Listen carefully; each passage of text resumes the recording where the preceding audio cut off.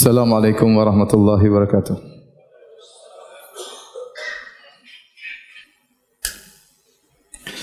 Innal hamdalillah nahmaduhu wa nasta'inuhu wa nastaghfiruhu wa natubu ilayhi wa na'udzu billahi min shururi anfusina wa min sayyiati a'malina. May yahdihillahu fala mudilla lahu wa may yudlil fala hadiyalah.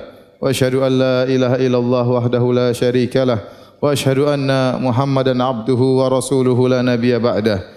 Ya ayyuhalladzina amanu taqullaha haqqa tuqatih wa la tamutunna illa wa antum muslimun. Fa inna asdaqal hadithi kitabullah wa khairal huda huda Muhammadin sallallahu alaihi wasallam wa syarrul umuri muhdatsatuha wa kullu muhdatsatin bid'ah wa kullu bid'atin dhalalah wa kullu dhalalatin finnar. Ma'asyiral muslimin usikum wa iyaya bitaqwallah faqad fazal muttaqun. Al-Imam Al-Bukhari meriwayatkan dari sahabat yang mulia Abu Hurairah radhiyallahu taala anhu. Beliau berkata, qala Rasulullah sallallahu alaihi wasallam, Rasulullah sallallahu alaihi wasallam bersabda, innallaha ta'ala qala, sungguhnya Allah Subhanahu wa taala berfirman, man adali waliyan faqad adantuhu bil harb, barang siapa yang memusuhi waliku maka aku umumkan peperangan kepadanya. Wa ma taqarraba ilayya 'abdi bi syai'in ahabba ilayya mimma aftaradtuhu alaihi. Tidaklah hambaku mendekatkan dirinya kepadaku dengan sesuatu yang lebih aku cintai daripada apa yang aku wajibkan kepadanya.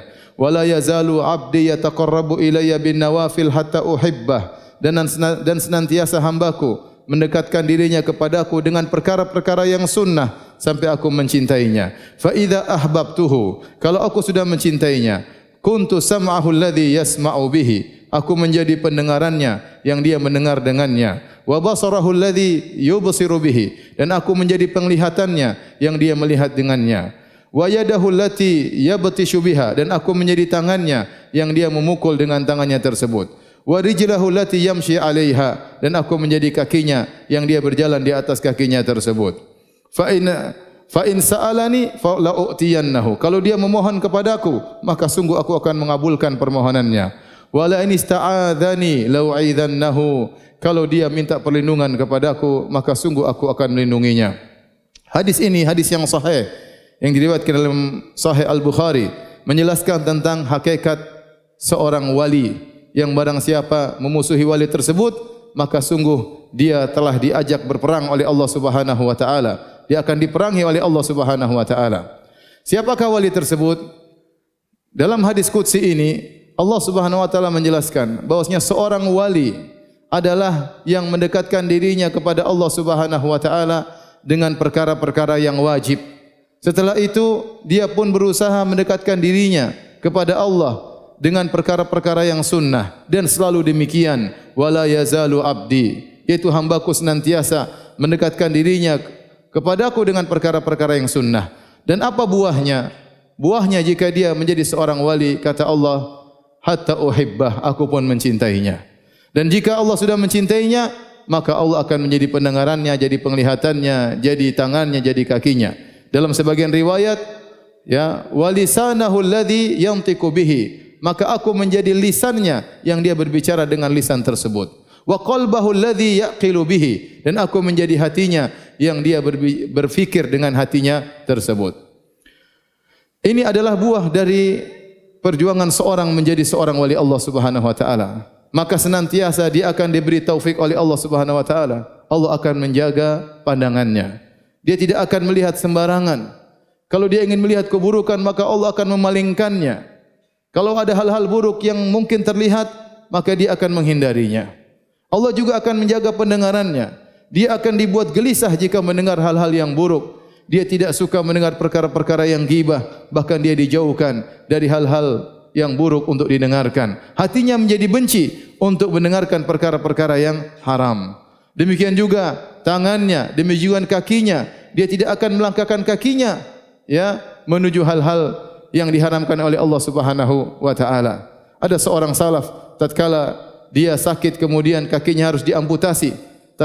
Tatkala kakinya diamputasi, dia berkata, demi Allah, ini kaki tidak pernah aku gunakan untuk melangkahkan menuju kemaksiatan kepada Allah Subhanahu wa taala. Demikian juga tatkala dia hendak berbicara, maka lisannya diberi taufik oleh Allah Subhanahu wa taala, dibimbing oleh Allah Subhanahu wa taala, maka dia tidak sembarang berbicara. Dia akan memilih kata-kata yang baik untuk dia utarakan. Dan dia akan dijaga hatinya. Dia tidak akan memikirkan hal-hal yang buruk sehingga dia dibimbing oleh Allah Subhanahu wa taala selalu. Bukan maksudnya seorang wali adalah seorang yang maksum yang tidak mungkin salah, karena kemaksuman al-ismah hanya untuk para nabi ya alaihimus salatu wassalam. Tetapi maksudnya secara umum mereka senantiasa taat kepada Allah Subhanahu wa taala, senantiasa menjauhkan diri mereka dari kemaksiatan kepada Allah Subhanahu wa taala. Kalaupun mereka bersalah, berdosa, mereka segera kembali kepada Allah Subhanahu wa taala. Inilah ciri-ciri dari wali Allah Subhanahu wa taala. Bukan maksud dari hadis ini bahwasanya jika seorang sudah dicintai oleh Allah Subhanahu wa taala, lantas kemudian Allah bersatu dengannya sebagaimana yang dipahami oleh pemahaman hululiyah dan ittihadiyah atau bahasa kita wahdatul wujud, bahwasanya Allah bersatu dengan hambanya. Ini adalah kekufuran dan ini adalah kesyirikan. Hadis ini maksudnya aku menjadi pendengarannya, maksudnya Allah membimbing pendengarannya. Aku menjadi penglihatannya, maksudnya Allah membimbing penglihatannya. Makanya dalam riwayat yang lain Allah berkata, "Fabi yasma'u," dengan aku dia mendengar. "Fabi yubsiru," dengan akulah dia melihat. Artinya dengan bimbingan Allah Subhanahu wa taala. Kenapa? Karena dalam hadis ini Allah menetapkan ada Allah, ada hamba. Ada yang meminta, ada yang mengabulkan. Ada yang minta perlindungan, ada yang melindungi. Ada yang beribadah, ada yang diibadahi. Berarti Allah bukanlah hamba. Maka sungguh sesat orang-orang yang menyangka hadis ini menunjukkan adanya manunggaling kawula Gusti, adanya persatuan antara hamba dengan Tuhan, sehingga mereka mengatakan wal abdu rabbun wa rabbu abdun, hamba adalah Tuhan, Tuhan adalah hamba, sebagaimana yang diucapkan oleh Ibnu Arabi yang tersesat dalam pembahasan ini. Ma'asyiral muslimin, para hadirin yang dirahmati oleh Allah Subhanahu wa taala. Sungguhnya buah seorang dicintai oleh Allah Subhanahu wa taala, maka Allah akan menjaganya. Maka benar perkataan seorang ulama, laisa sya'nu an tuhibballah walakinna sya'na an yuhibbakallah. Bukan perkaranya engkau mencintai Allah, tetapi yang paling penting apakah engkau dicintai oleh Allah atau tidak. Kalau kau sudah dicintai oleh Allah, maka engkau menjadi walinya, menjadi wali Allah Subhanahu wa taala. Maka kalau kau sudah menjadi wali Allah, kau pasti dibimbing oleh Allah Subhanahu wa taala. Pandanganmu dijaga, pendengaranmu dijaga, langkah kakimu dijaga, gerakan tanganmu dijaga, lisanmu dibimbing, pikiranmu terbimbing oleh Allah Subhanahu wa taala. Bahkan lebih daripada itu, buah dari kecintaan Allah terhadap seorang hamba, kata Allah Subhanahu wa taala, la in sa'alani la u'tiyannah. Kalau dia meminta kepadaku, aku akan kabulkan permohonannya. Dan terlalu banyak kisah-kisah bagaimana para wali-wali Allah kalau mereka berdoa kepada Allah maka akan dikabulkan oleh Allah Subhanahu wa taala. Al-Imam Al-Bukhari meriwayatkan sebuah kisah dalam sahihnya, tatkala Rubayya bintu An-Nadhr kasarat thaniyata jariyah. Ada seorang wanita bernama Rubayya binti Nadhr, saudaranya Anas bin Nadhr, dia mematahkan gigi seorang wanita. Kemudian akhirnya mereka pun keluarga Rubayyi minta maaf, ya, minta agar membayar arsh. Fatalabu minhumul arsh fa'abau. Maka keluarga Rubayyi mengatakan, bagaimana kalau kita bayar dia, bayar ganti rugi? Ternyata keluarga wanita tersebut tidak menerima. Ya, fatalabu minhumul afwa, minta dimaafkan, tidak diterima. Minta dimaafkan tidak diterima, minta ganti rugi tidak diterima. Maka mereka pun mengadukan kepada Nabi sallallahu alaihi wasallam. Mereka minta untuk dikisos. Akhirnya Rasulullah sallallahu alaihi wasallam pun amara bil qisas. Nabi sallallahu alaihi wasallam merintahkan agar Rubayya binti Nadhr dikisos, giginya juga dipatahkan. Maka hal ini didengar oleh saudaranya Anas bin Nadhr, seorang sahabat yang sangat mulia yang meninggal mati syahid dalam perang Uhud. Maka dia datang kepada Nabi sallallahu alaihi wasallam, dia berkata, "Ya Rasulullah, atuksaru thaniyatu Rubayyi?" Ya Rasulullah, apakah giginya Rubayyi akan dipatahkan? Wallahi la tuksaru thaniyatuha. Demi Allah ya Rasulullah, giginya tidak akan dipatahkan. Rasulullah SAW kaget mendengar perkataan Anas. Kata Rasulullah SAW, ya Anas, kitabullah qisas. Ya Anas, dalam Al-Quran harus dikisas. Artinya apa? Mereka tidak mau memaafkan, mereka tidak mau menerima ganti rugi. Tidak ada jalan lain kecuali harus dikisas. Tapi kata Anas bin Nadhr, wallahi la tuksaru thaniyatuha. Demi Allah giginya tidak akan dipatahkan. Tiba-tiba keluarga wanita tersebut datang, radiyal qaum fa'afau, mereka pun ridha dan mereka pun maafkan. Tidak jadi bayar denda dan langsung mereka maafkan. Kemudian Nabi mengomentari kisah tersebut. Nabi berkata, inna min ibadillah man aqsama 'ala Allahi la abarrahu. Sungguh di antara hamba-hamba Allah ada di antara mereka kalau bersumpah dengan atas nama Allah, maka Allah akan kabulkan sumpahnya. Mereka itulah wali-wali Allah Subhanahu wa taala. Demikian juga kata Allah Subhanahu wa taala dalam hadis qudsi ini, wala in ista'adzani la uidzannahu. Kalau mereka minta perlindungan kepadaku, niscaya aku akan melindungi wali tersebut. Sebagaimana disebutkan kisah tentang Hasan al-Basri rahimahullahu taala, seorang imam dari ulama tabi'in. Tatkala dia dikejar oleh Hajjaj bin Yusuf Ats-Tsaqafi untuk ditangkap, maka al-junud pasukan mengejar Hasan al-Basri. Maka Hasan al-Basri kemudian bersembunyi di rumah salah seorang. Kemudian dia pun berdoa kepada Allah Subhanahu wa taala. Maka datanglah pasukan tersebut masuk ke rumahnya dan mereka mencari, periksa sana sini, mereka tidak menemukan Hasan al-Basri. Kemudian mereka pun laporkan kepada Hajjaj, wahai Hajjaj, sungguhnya Hasan al-Basri tidak ada. Kata Hajjaj bin Yusuf Ats-Tsaqafi, ada, tetapi Allah menutup mata-mata kalian. Aqulu qouli hadza astaghfirullah li wa lakum wa lisa'iril muslimin min kulli dhanbin wa khati'ah fastaghfiruhu innahu wal ghafurur rahim.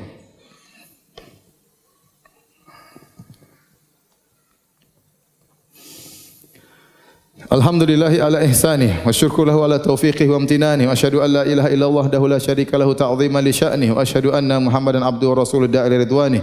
Allahumma salli alaihi wa ala alihi wa ashabi wa ikhwani. Ma'asyiral muslimin, hadis qudsi ini yang agung ini menjelaskan bahwasanya jalan untuk menjadi wali Allah terbuka. Menjalankan kewajiban-kewajiban, yaitu hal-hal yang wajib dikerjakan, yang haram-haram ditinggalkan. Kemudian menjalankan yang sunnah-sunnah. Dan perkara-perkara dalam Islam mengenai kewajiban-kewajiban mudah diketahui. Perkara-perkara yang sunnah yang diajarkan Nabi juga mudah diketahui. Oleh karenanya siapa saja bisa menjadi wali Allah Subhanahu wa taala. Menjadi wali Allah tidak harus terkenal. Jadi wali Allah tidak harus orang kaya.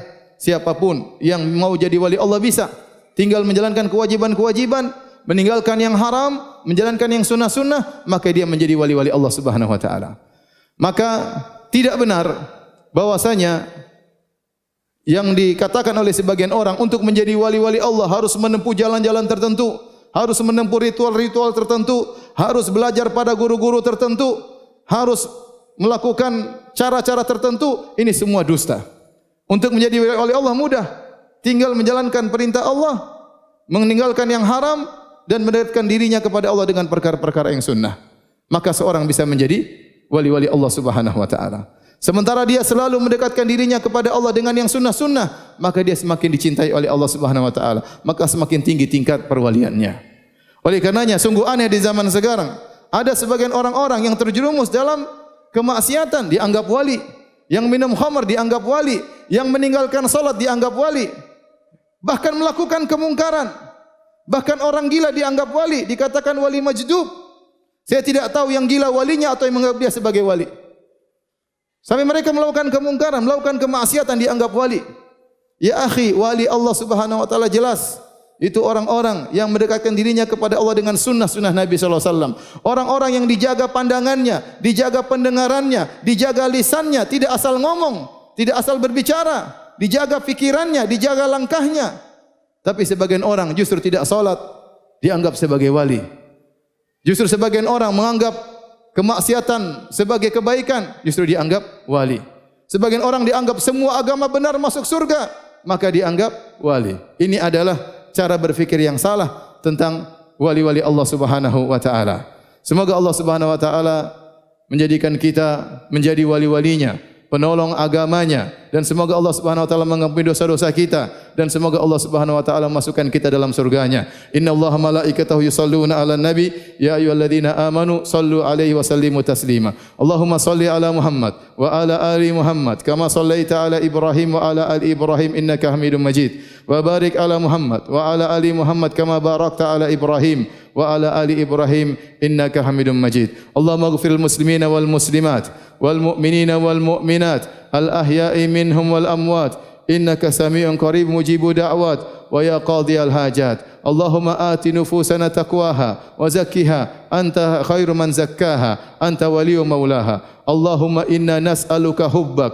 وحب من يحبك وحب كل عمل يقربنا إلى حبك.